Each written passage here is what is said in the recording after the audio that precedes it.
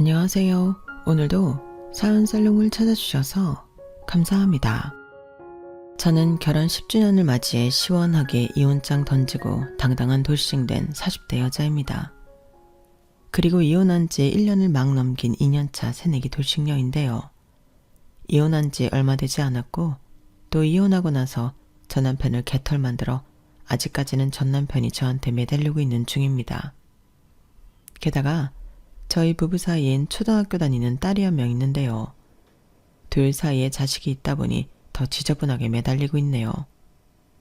그런데 여기서 저나 딸아이가 황당한 건 전 남편이라는 인간이 평소에는 아빠 노릇도 제대로 하지 않았다는 건데, 그러면서도 아이 핑계를 아무렇지 않게 할 수 있다는 게 볼 때마다 놀라워요.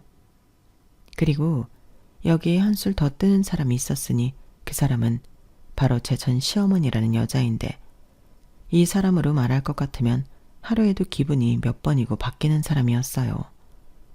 그래서 지금도 어떤 날은 자기가 죄인이었다며 미안하다고 용서를 빌었다가, 또 어떤 날은 저더러 네가 뭔데 내 아들 인생을 망쳐놓냐고 책임지라고 악다구니를 하는데, 저는 결단코 그들이 바라는 대로 해줄 마음이 없네요. 솔직히 말이 용서지, 시어머니는 자기 아들 알거지되어 힘들고 다 큰아들이 자신들에게 의지하는 게 싫어 저한테 아쉬운 소리를 하는 건데, 제가 미치지 않고서야 저들의 속을 뻔히 알고 넘어갈 일은 절대 없었죠. 그리고 무엇보다 제 결혼 생활이 말도 앞서 없을 만큼 최악이라 저는 그들이 저에게 어떻게 해도 예전으로 돌아갈 마음이 0.00001%도 없는데요. 여기에는 저의 가슴 아픈 사연이 있어요. 그렇다 보니 10년이라는 세월 동안 상처도 많이 받았는데, 그런 저에게 뻔뻔하게 재결합을 하자잖아요. 이건 저를 완전히 멍청한 호구로 알고 하는 말이에요. 그들은 언제나 저를 그렇게 만만하게 봤었거든요. 거기에 저랑 같이 사는 딸아이도 초등학생이긴 하지만 고맙게도 늘 엄마 편을 들어주는데, 그렇기 때문에 저는 더더욱 그들에게 휘말릴 생각이 없습니다. 전 남편은 그만큼 남편으로도 또 아이 아빠로도 가치가 없는 존재였거든요. 저도 다른 사람의 사연 듣는 걸 좋아해서 많이 듣고 있는데, 왜 남자들은 멍청하게 장가를 가서도 자기 식구들에게 독립하지 못할까요? 제 전 남편도 똑같은 사람이었어요. 같이 살고 있는 저랑 딸아이보다 자기 엄마, 자기 여동생이 더 중요한 사람이었죠. 오죽하면 그들이 저에게 함부로 할 때 딸에게 말리는데도 남편은 눈 하나 깜짝하지 않을 정도였어요. 아니, 오히려 딸에게 어른들 얘기하는데 네가 왜 끼어들어? 조용히 있어 라고 아이한테 상처를 주는 못난 아빠였는데요. 그러니 딸애가 아빠에 대해 조금의 미련도 없는 거겠죠. 그리고 그런 남편의 모습에 시어머니와 시누이는 더 오만방자해서 저에게 함부로 했는데, 지렁이도 밟으면 꿈틀한다고 저도 제대로 한 방 먹이고 이혼한 사연이 있어 지금부터 그 이야기를 여러분들에게 들려드릴게요. 우선 제 어릴 때 이야기를 조금만 해보자면요. 저는 거짓말 조금 못해서 부모님이 아닌 친언니 손에 컸어요. 저희 부모님은 그야말로 막장 부부였거든요. 매일 돈 때문에 싸우고 아빠는 도박, 엄마는 바람, 아주 콩가루도 그런 콩가루가 없었어요. 그러니 저랑 저보다 6살 많은 언니는 늘 불안에 떨며 살아야 했는데, 나중에 알고 보니 저희 부모라는 사람들은 저를 낳기 전에 한번 이혼했다가 저희 언니도 있고 국연이 명관이라고 다시 잘해보겠다고 재결합해서 저를 낳고 다시 막장 부부가 되었다고 하더라고요. 그러니까 이 꼴 저 꼴 다 본 언니는 부모에 대한 미련보다는 제가 태어난 후 자기가 겪었던 일을 고스란히 느끼는 게 싫어 늘 저를 엄마처럼 싸고 돌았는데, 그러다 제가 10살이 되었을 때 엄마와 아빠는 2번째 이혼을 했어요. 그리고 자기 인생이 더 중요했던 엄마라는 여자는 가뜩이나 없는 집안에 돈 될 만한 걸 모두 갖고 야반도주 해버렸는데, 그 뒤로 저희 자매는 굶주리고 힘든 생활을 할 수밖에 없었죠. 그리고 제가 13살이 되었을 때는 아빠가 다른 아주머니랑 재혼을 한다며 모르는 여자랑 남자, 저보다 3살 어린 남자아이를 데리고 집에 들어왔는데요. 왜 동화 속 팥쥐 엄마 아시죠? 딱 그런 아줌마였어요. 자기 아들만 귀한 자식이고 저희 자매는 밥이나 축내는 존재로 여기셨죠. 그리고 저희 아빠도 새 사람은 되지 못했는데요. 그러자 고3이었던 언니가 오래전부터 생각하고 있었는지 자는 저를 깨워 이렇게 말했어요. 내일 학교 끝나면 집 말고 근처 또리네 분식으로 와. 거기서 언니가 기다리고 있을게. 그리고 이건 절대 아무한테도 말하지 말고 혼자 와야 해. 어? 왜? 민정이한테도 얘기하면 안 돼? 아무한테도 얘기하면 안 돼.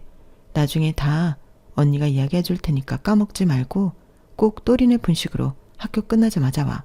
알겠지? 저는 전날 언니가 왜 저렇게 말하는지 몰랐어요. 하지만 다른 사람도 아닌 언니가 하는 말이면 저는 무조건 듣는 아이였기 때문에 언니가 시키는 대로 다음날 학교 끝나자마자 학교 근처 분식점으로 갔고 분식점 아줌마의 안내로 언니를 만나 그 길로 저희는 그 동네를 떠나게 되었죠. 그때 언니는 몇 개월만 학교를 더 다니면 졸업을 할 수 있는데 학교까지 포기하고 저를 데리고 집을 나온 거였어요. 어차피 그 집에 있어봤자 희망도 없고 자기가 저 하나 잘 키우면 지금보다는 낫지 않을까 해서 그 길로 어디로 향한지도 모른 채 고속버스를 탔는데 언니가 그때 제 손을 아주 꼭 잡아주더라고요. 언니, 나 손 너무 아파. 그랬어? 미안. 언니가 긴장을 해서 손에 힘이 들어갔나 보다. 아프게 해서 미안해. 언니, 긴장했어? 왜? 글쎄, 왜 긴장했지? 아니야, 언니 하나도 긴장 안 했어. 그리고 이제부터는 우리 둘만 살 거야. 이제 더 이상 눈치 주는 아줌마도 없고 무서운 아빠도 없어. 그러니까 우리 은주 이제부터는 편하게 언니랑 살자. 언니가 최선을 다할게. 지금도 그때 그 장면만큼 아주 생생하게 기억해요. 19살. 자기도 아직은 어린 나이였는데 그런 결심을 했다니 제가 어른이 된 지금 돌이켜보면 그런 언니가 너무 짠합니다. 물론 곧 있으면 성인인 나이긴 했지만 그게 말이 성인이지 어른이 아니잖아요. 그런데도 언니는 자기가 어른이라고 저를 위해 희생하려 했고 그 뒤 고등학교도 중퇴하면서 돈을 벌기 시작했는데요. 저 역시 철이 빨리 들어 저 때문에 고생하는 언니한테 미안했어요. 그래서 고등학교 진학을 포기하고 돈을 벌까도 했는데요. 야, 너 지금 뭐라고 했어? 고등학교를 안 간다고? 제정신으로 하는 소리야? 왜 그렇게 화를 내? 나 딴에는 고민하고 얘기하는 건데. 무슨 그런 쓸데없는 고민을 해. 무조건 가야지. 뭐래. 언니도 고등학교 중퇴했잖아. 결국 이렇게 중졸이나 저렇게 중졸이나 같지 않아? 그리고 혼자 버는 것보다는 둘이 버는 게 낫지. 됐어. 누가 너더러 돈 벌래? 너는 그냥 공부해서 대학 가. 대학은 무슨, 그게 말이 되는 소리야? 우리 형편에 무슨 대학이야. 지금도 맨날 돈 없어서 쩔쩔매면서. 됐고, 나도 언니처럼 일해서 돈 벌 거야. 왜 언니만 힘들게 살아? 나 이제 언니한테 그만 미안해할래. 너 정말? 전날 언니는 단 한 번도 보여주지 않았던 무서운 얼굴로 저를 혼냈어요. 그리고 그날 처음으로 언니가 어른이라는 사실을 깨달았는데요. 그야말로 언니의 호통에 찍소리도 내지 못하고 저는 깨갱할 수밖에 없었죠. 그리고 언니도 꽤 충격을 받았는지 그의 언니는 혼자서 검정고시 준비를 하기 시작했어요. 그리고 거의 2년 만에 검정고시를 패스했는데 이제 언니도 어엿한 고졸이 되었다며 자기도 공부를 아예 놓은 것이 아니라는 걸 증명해 보이더군요. 그렇게 저는 언니 스텝 따라 딴 생각하지 않고 공부를 열심히 했어요. 하지만 사교육 없이 상위권을 유지한다는 게 말처럼 쉬운 일만은 아니었고 대학은 그저 전문대 정도로만 만족해야 했는데 저는 그게 더 좋았네요. 4년제면 그 많은 등록금을 어떻게 하겠어요. 물론 저도 벌어서 보탬이 되려 했겠지만 너무 힘든 길이라는 건 변함이 없죠. 그에 반면 전문대는 2년만 다니면 되고 저희 학교는 다른 학교에 비해 등록금도 저렴한 편이었는데 거기에서 장학금도 받고 그렇게 지내다 보니 제 바람대로 언니한테 큰 부담을 주지 않고 대학을 마칠 수 있었어요. 그리고 다른 친구들처럼 취업을 하고 대기업은 아니지만 그래도 성실하게 일하며 월급을 받으면 제가 쓸 용돈 빼고 모두 언니한테 줬는데요. 언니는 됐다며 매번 거절했어요. 하지만 저도 막무가내로 언니 통장에 입금해버리는 등 돈은 못줘 안달이었는데요. 그러니 제 나이 26세 남편을 만났죠. 남편하고는 사무실에서 오다 가다 얼굴 보는 같은 건물 다른 회사 사람이었는데 둘 다 첫사랑은 아니었지만 서로에게 홀딱 반해 연애를 바로 시작했어요. 여느 남자들이 그렇겠지만 남편도 저한테 간이며 쓸개며 모두 뺏어줄 것처럼 잘해줬죠. 그리고 제 기막힌 사연을 듣고도 저를 좋다며 옆에 있어줬는데요. 저는 그래서 더 남편이 좋았어요. 철없이 그런 남편한테 시집이 가고 싶었죠. 저 때문에 변변한 연애도 결혼도 못하는 언니가 있는데도 저는 남편이랑 맺어지고 싶었어요. 그리고 제가 결혼을 해야 언니도 언니 인생을 살 거라고 나름 합리화했는데 결혼이라는 건 쉬운 일이 아니더군요. 특히 이렇다 할 친정이 없는 저에겐 결혼은 시작부터 문턱이 너무 높았어요. 시부모님이 저를 마음에 들어 하지 않으셨거든요.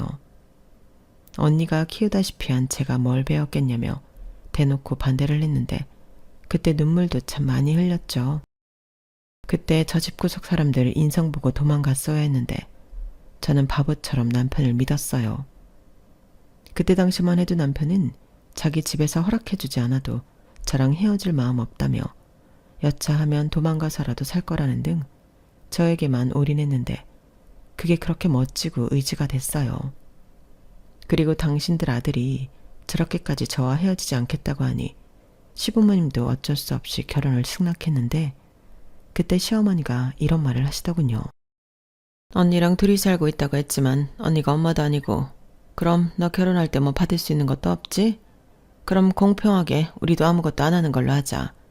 니들이 원해서 하는 결혼이니까 지하 단칸방에서 시작을 하든 정화수 떠놓고 간소하게 시골을리든 니들이 알아서 해. 설마 불만 없지? 아, 네. 저는 저때 정말 불만이 없었어요. 바보같이 보일 수 있지만 결혼 승낙을 받은 것만으로도 그땐 감사하다고 생각했거든요. 그리고 오히려 아무것도 바라지 않는 듯한 시어머니의 말에 안심하기도 했는데요. 당시 제가 모아놓은 돈이 별로 없었거든요. 하지만 남편과 저는 하루라도 빨리 결혼하고 싶었고 시어머니 말처럼 그냥 우리 형편에 맞춰 간소하게 시작하는 것도 좋다며 설레어 했는데요.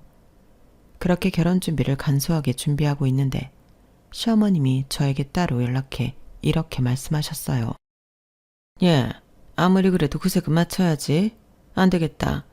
너는 볼 친척도 없는 것 같지만 우리는 보는 눈이 많거든. 그래서 내가 간단하게 예단 목록 적어봤는데 너 이따 퇴근하면서 집에 좀 들러라. 내가 네 생각해서 엄청 줄였으니까 걱정할 필요는 없고 그래도 명색의 혼인이고 우리 집 식구 되는 건데 조금의 성의 표시는 하자.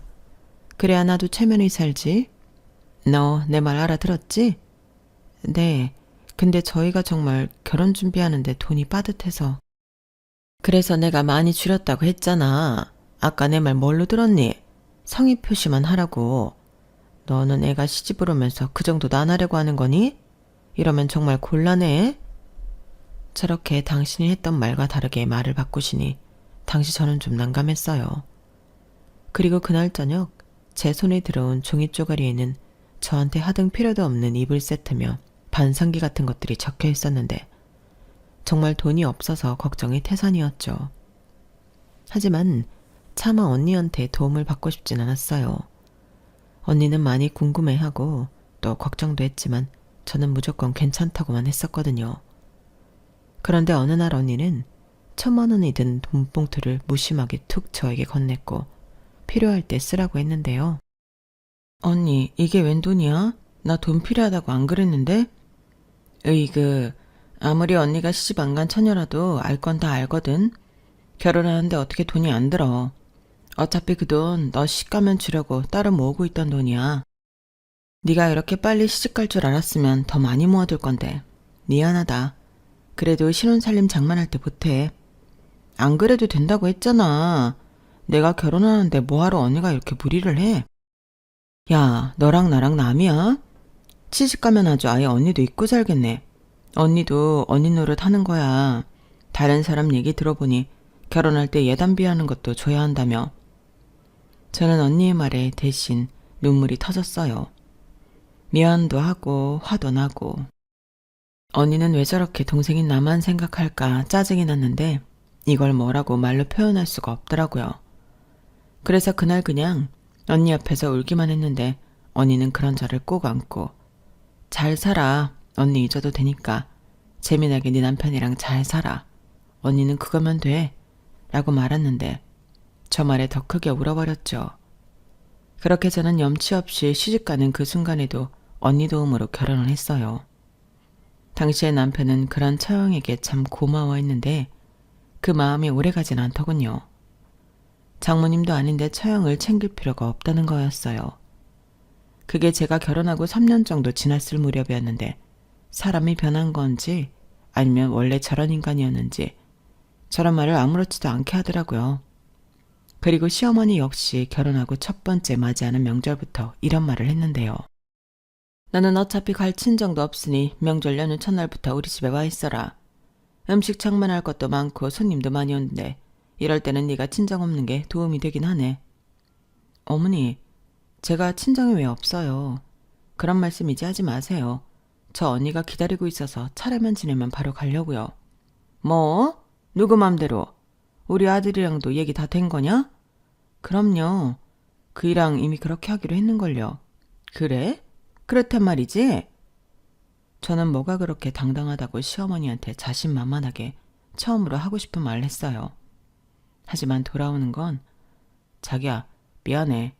내가 엄마랑 아버지랑 얘기를 좀 했는데 우리 결혼하고 처음 만난 명절이라 친척들이 많이 온다고 했다네. 이번 명절만 자기가 좀 고생해라. 처형한테는 명절 다음에 가면 되지. 처형도 이런 날 모처럼 쉬면 좋지 않나? 괜히 우리가 가면 쉬지도 못할 것 같은데. 이딴 말이었는데요. 남편이 저렇게 나오니 마냥 싫다고만 할 수 없었어요. 시어머님이 가지 말라고 하는 거면 어떡하든 갔을 텐데 남편이 저렇게 말하니 마음은 내키지 않지만 용기가 나지 않았죠. 그리고 언니한테는 미안하다고 전화를 했는데 언니는 괜찮다고 아주 쿨하게 얘기했어요. 남편 말처럼 자기도 모처럼 늘어지게 쉴 수 있겠다며 좋아했는데 언니가 좋다고 하니 그런가 보다 했죠.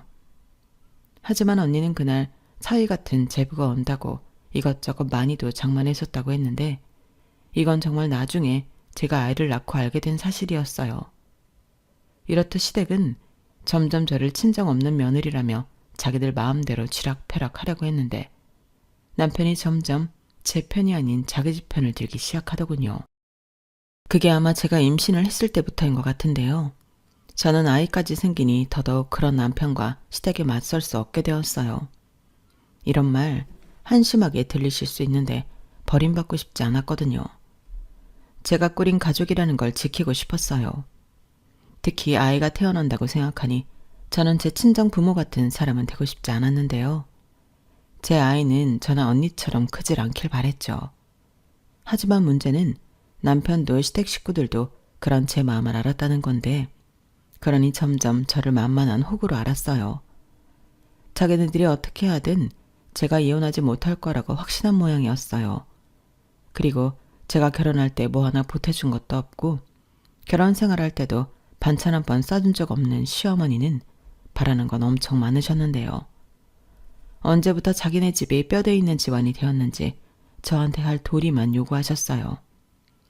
집안의 온갖 제사에 저는 꼭 참석해야 했고 만삭이 되어 서 있어도 힘들고 앉아도 힘든 저에게 끊임없이 일을 시키셨는데 그때도 그 입이 가만히 있지 않으셨죠. 예, 너만 임신한 거 아니다? 나는 애를 둘이나 낳았어. 그러면서도 이것보다 음식도 더 많이 했고 일이 얼마나 많았는지 아니? 게다가 지금 네 뱃속에 애도 아들이 아니잖아.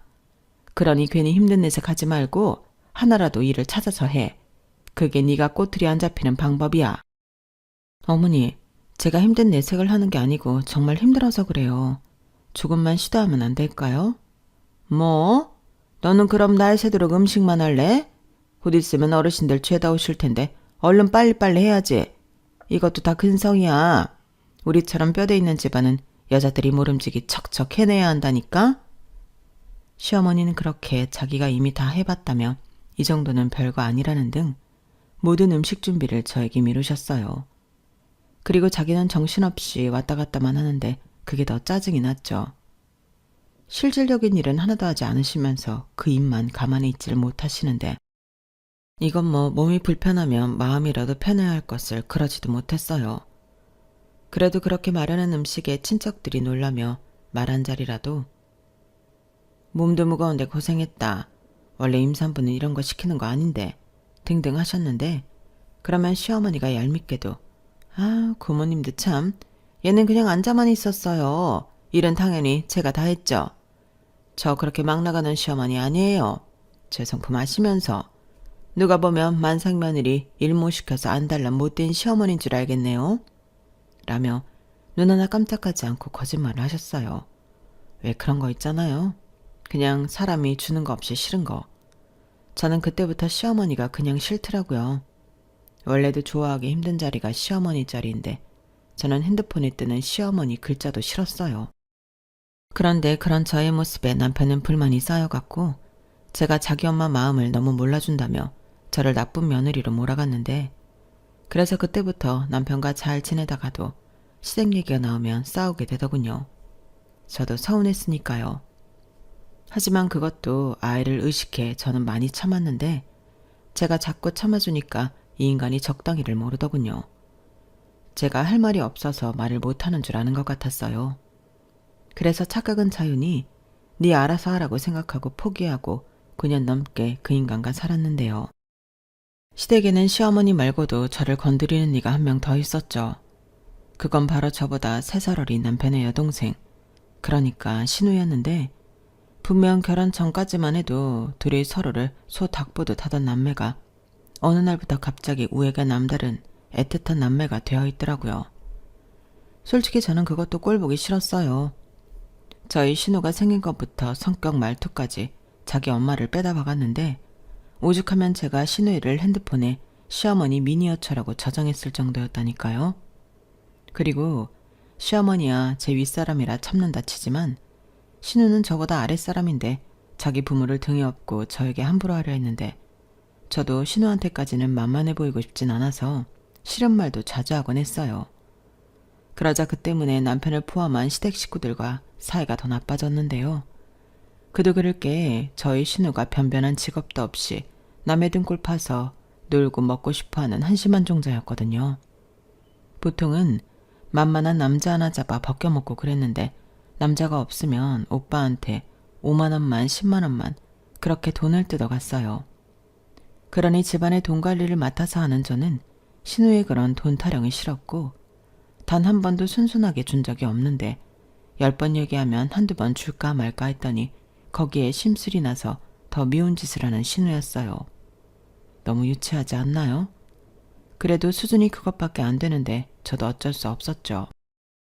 그래서 최대한 무시하는 게 정답이다 생각하고 돈 얘기하면 10만 원 달라고 하는 거 5만 원 주고 5만 원 달라고 하면 아예 안 주는 등 저 나름대로 신우를 길들였는데 신우의 불만이 폭발했어요.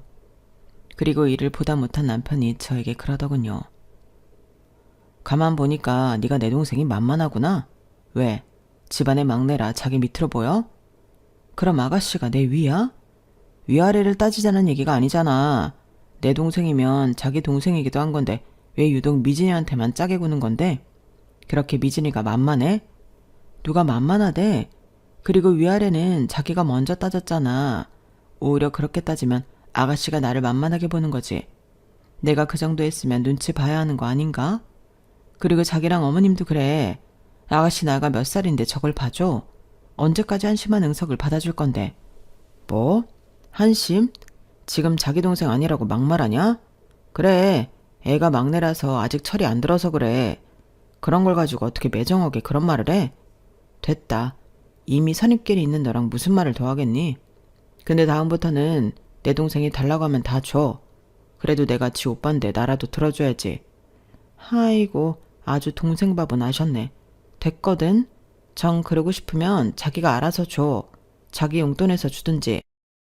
저런 식으로 남편은 자기 동생만 싸고 들었는데 저러니 신우가 정신을 차릴래야 차릴 수가 없었어요. 그리고 그러다 신우가 한 남자를 잡은 것 같았는데요. 그 남자도 눈이 삐어있는지 전문직에 있는 집안 남자라면서 신우한테 홀딱 빠져 정신을 못 차린다는 것 같더군요. 저는 그 말 듣고 별 감흥이 없었어요. 아니, 오히려 이제 벗겨먹을 남자가 생겼으니 당분간은 우리한테 돈 달라고 하진 않겠다 생각해 좋았는데요. 그러다 저한테도 기쁜 소식이 날아 전해졌죠. 그건 바로 저희 친정언니가 결혼을 하기로 했다는 거였어요. 사실 저희 언니에겐 언니만을 기다리고 바라보는 남자가 있었는데요. 언니가 싫다고 계속 거절했어요.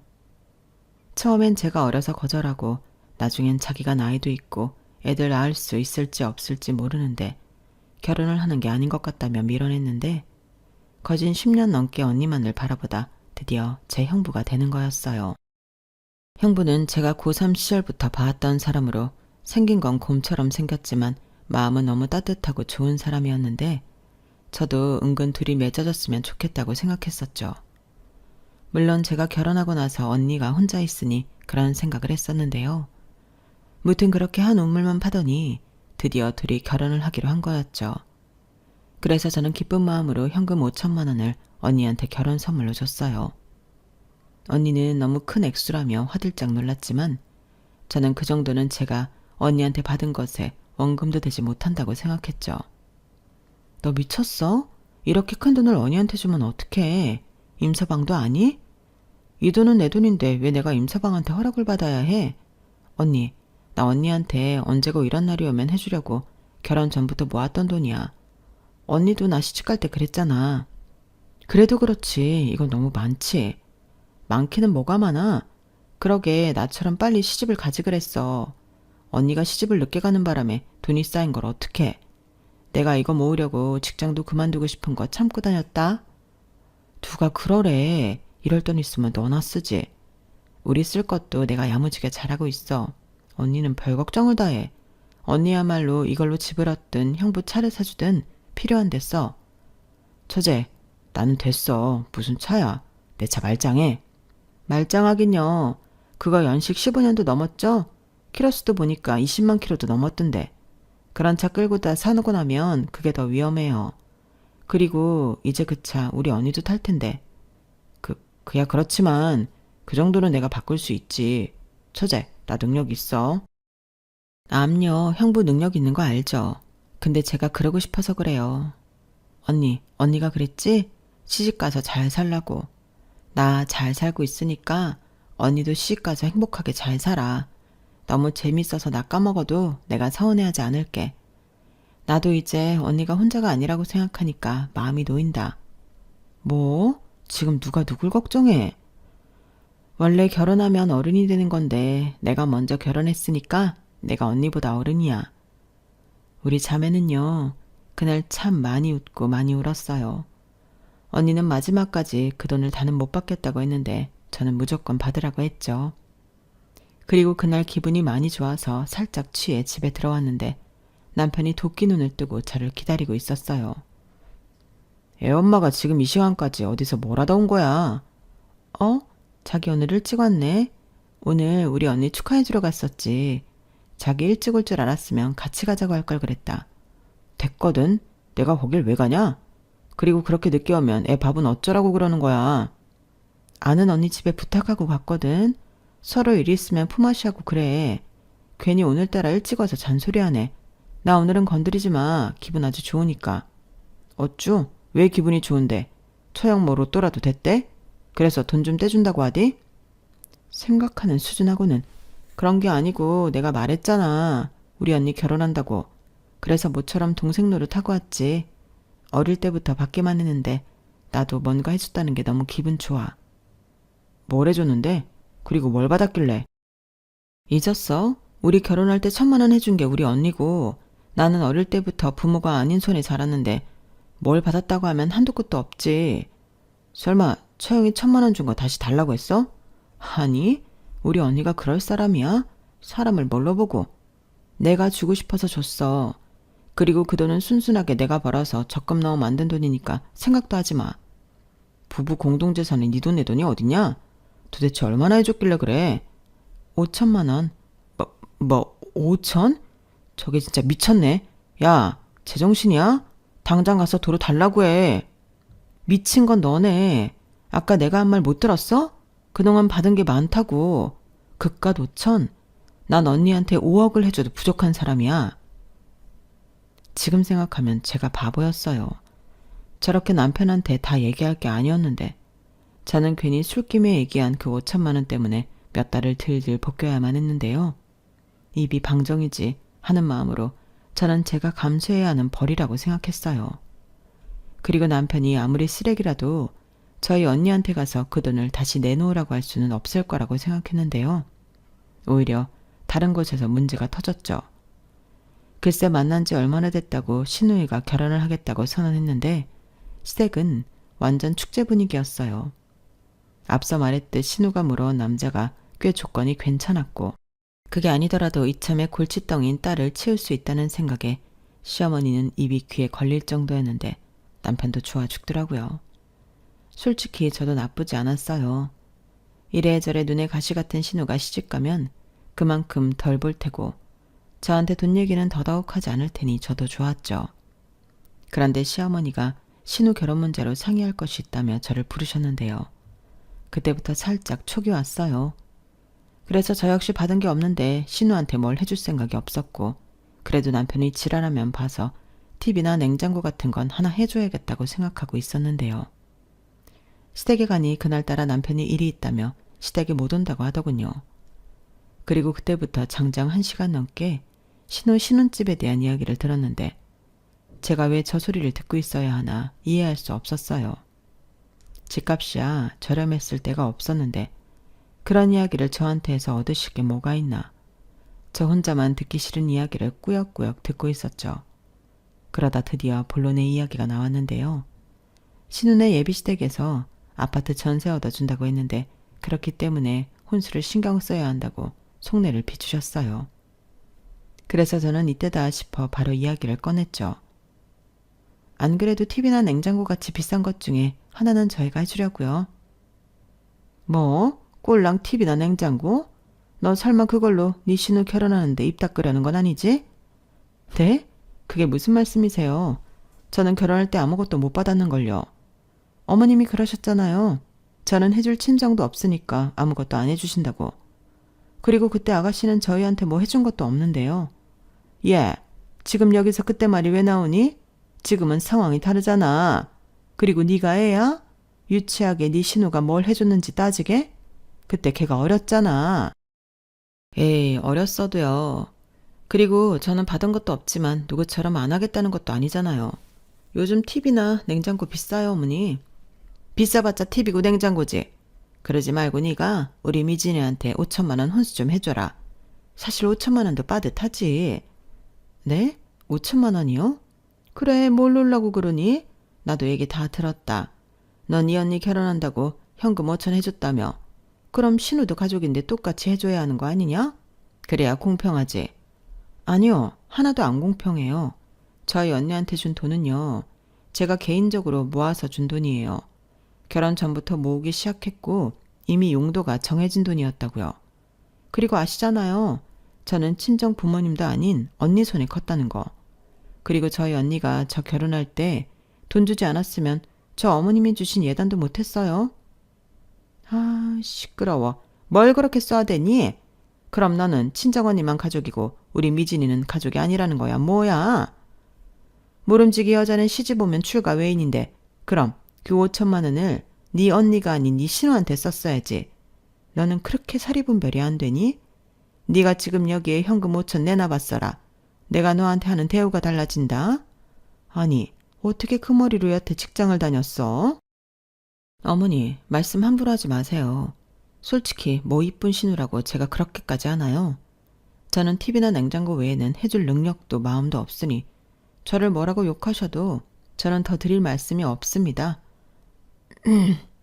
그럼 얘야, 네가 네 이름으로 대출을 좀 받아라. 그것 정도는 할 수 있지 않니? 대신 네가 대출을 받으면 거기에 반은 우리가 부담하마. 여보, 아니 그게 무슨 말이야? 우리가 반을 왜 내? 얘가 없다잖아. 그럴 마음도 없다는 애한테 막무가내로 강요해봤자 뭐가 나와? 나 참 기가 막혀. 아니, 명색이 오빠고 세연이면 그 정도는 당연한 거지. 네 친언니한테 하는 거 우리 딸한테 반이라도 해봐. 부모 없는 걸 겨우 받아줬더니 고마운 줄도 모르고. 네? 지금 뭐라고 하셨어요? 왜? 틀린 말 했니? 너 부모 없잖아. 아니지. 있어도 부모 구실을 못하는 거지? 그러니 그런 한심한 부모한테 태어나서 언니 손에 막 자란 게지. 위아래도 모르고. 어머니, 정말 말씀 그렇게 하실 거예요? 사람이 할 말이 있고 하면 안 되는 말이 있어요. 말이 곧 그 사람 인격이고 인품인데 어머니 인품은 너무 바닥이네요. 됐고요. TV고 냉장고가 없던 걸로 할게요. 제가 미친년이 아닌 이상 이딴 소리를 듣고 그걸 해주고 싶진 않겠죠? 저는 그렇게 말하고 시댁을 박차고 나왔어요. 먹으라고 차려준 밥도 손도 대지 않았는데 마음 같아서는 그 상 엎어버리고 왔어야 했는데 나오고 나서 생각이 나서 굉장히 아쉬웠죠. 그리고 그날 저녁 늦게 남편이 화가 꼭지까지 차서 집에 왔는데요. 오자마자 소리 지르고 화분이고 리모컨이고 집어 던지는데 순간 트라우마처럼 떠올리고 싶지 않았던 기억이 떠올랐어요. 그래서 곧장 딸아이부터 방으로 들어가게 했는데요. 그날은 저도 남편과 끝을 봐야겠다고 생각했죠. 저런 난폭함을 본 이상 제 딸에게 저런 아빠는 필요 없다고 본능적으로 알았거든요. 그리고 이 한심한 인간은 사태 파악이 안 됐는지 제가 돈을 해주지 않으면 자기 동생 시집도 못 간다며 억지를 부렸는데요. 그러면서 한다는 말이 더 웃겼어요. 만약에 내 동생 결혼 못하면 내가 우리 집에 들어와 살라고 할 거야. 어디 시누이 시집살이 제대로 하고 살아봐. 웃기고 있네. 내가 왜 그 꼴을 보고 살아. 정신 차려. 자기가 지켜야 할 가족은 자기 동생이 아니라 나랑 우리 딸이야. 나는 너처럼 이기적인 여자한테 오만정 다 떨어졌어. 그래, 부모 정 모르고 살아서 그런다 치자. 그럼 더 우리 가족한테 잘해야지. 그럼 나도 너한테 잘하지. 됐거든? 자기 식구들은 처음부터 날 만만하게 보고 함부로 했잖아. 그것도 내가 부모 없이 자랐다는 이유로. 아니, 그게 내 잘못이야? 이럴 거면 내가 처음에 얘기했을 때 헤어지자고 했어야지. 그때는 괜찮다고 자기가 앞으로 내 가족 되어준다고 큰소리 치더니 이제 와서는 자기 식구한테 잘해야 나한테 잘하는 거라고? 고작 그것밖에 안 되는 인간이니? 또 무시하네. 네가 뭔데 날 무시해. 내가 너보다 못난 게 없는데 네 주제에 날 왜 무시하는데? 막말로 네가 최영한테 5천만 원 안 해줬으면 우리 이런 일 없잖아. 내 동생 혼수할 돈 없다고 울고불고 난리 났어. 저쪽 사돈네에서도 혼수 못 해오면 결혼 없던 일로 치자고 하는데 너는 뭐 미안한 감정도 없냐? 내가 왜 미안해야 해. 자기가 시집가고 싶었으면 남다 증쳐먹을 게 아니라 착실하게 돈을 모았어야지. 그러게 내가 언제까지 그렇게 살게 할 거냐고 했잖아. 누구 하나 따끔하게 얘기도 못하면서 왜 나한테 뭐라 그래? 내가 그렇게 만만하냐? 그럼 네가 만만하지. 네가 무서울 줄 알았냐? 됐고 대출을 받든 이 집 보증금을 빼든 내 동생 혼주 맞춰줘라. 나 분명히 말했다. 꿈 깨. 누가 그런다고 무서워할 줄 알고? 잊지 않았지? 이 집 전세 내 앞으로 한 거. 그리고 자기가 번 돈으로는 자기네 집 생활비 드리고 자기가 쓰는 카드값 내고 우리 공과금 쓰면 없는 돈이야. 뭐래, 네가 전부 관리했잖아. 그래, 내가 관리했으니까 이 정도 사는 거라고. 내 월급이 자기 월급보다 훨씬 많은 거 몰라? 저는 남편한테 의기양양하게 말했어요.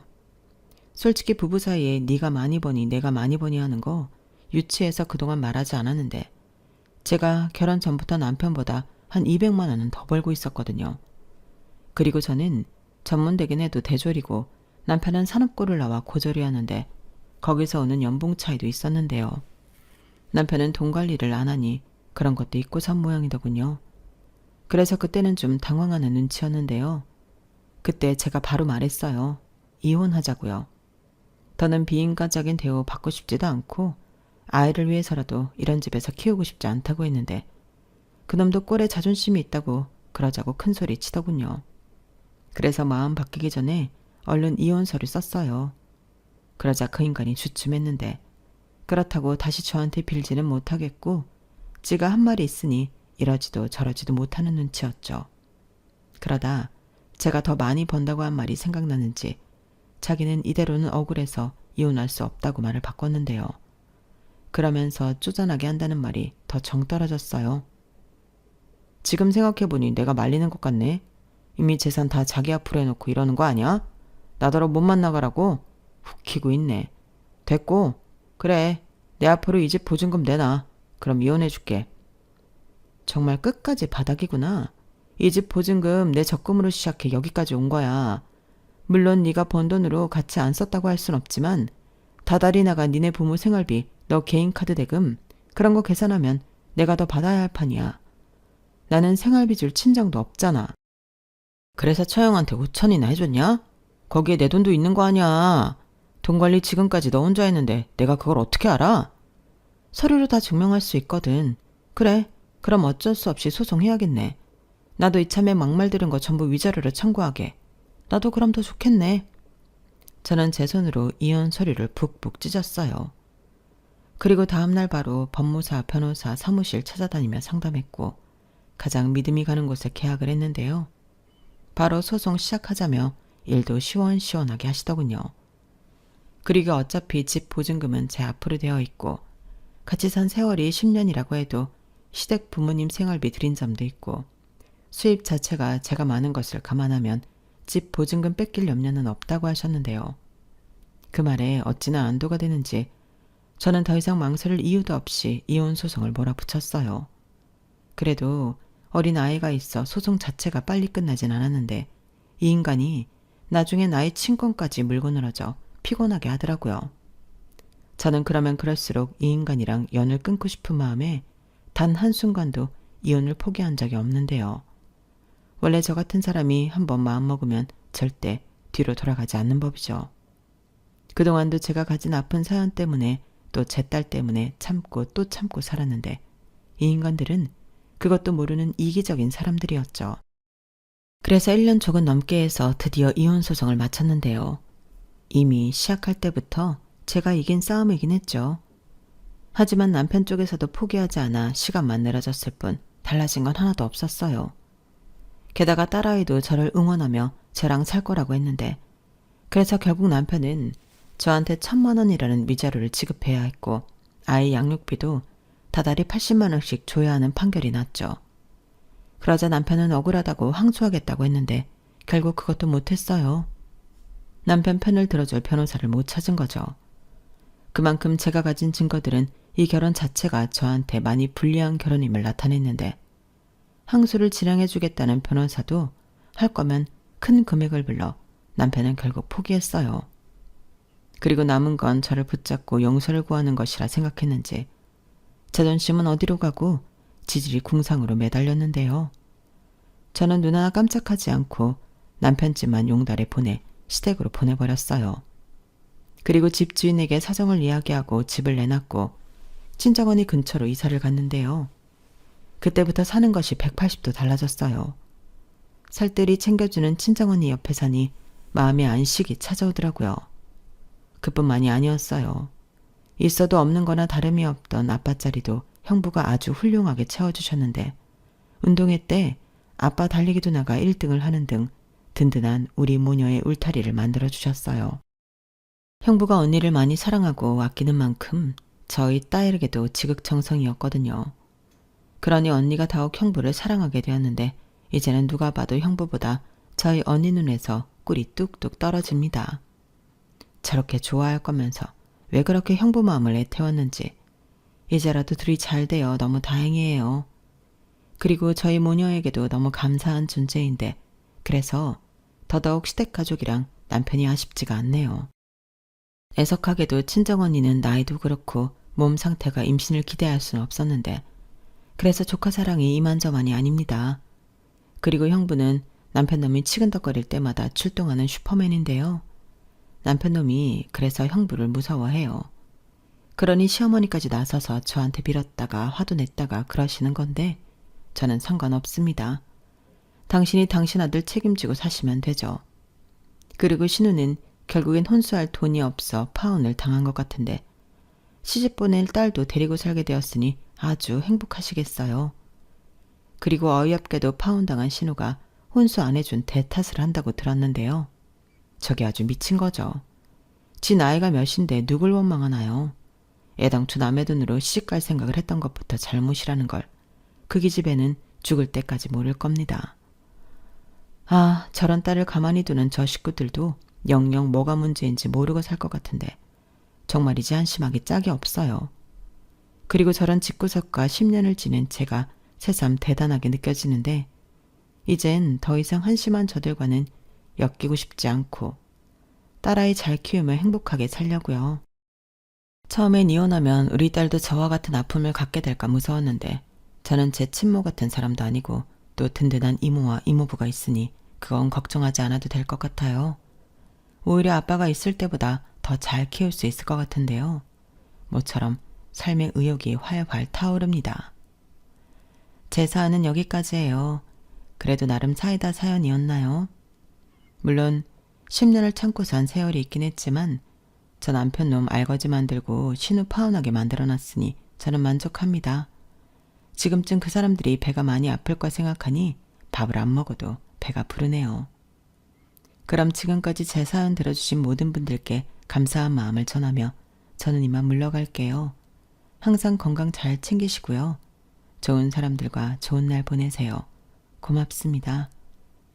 여러분, 사연 댓글에 응원과 현명한 조언 부탁드려요.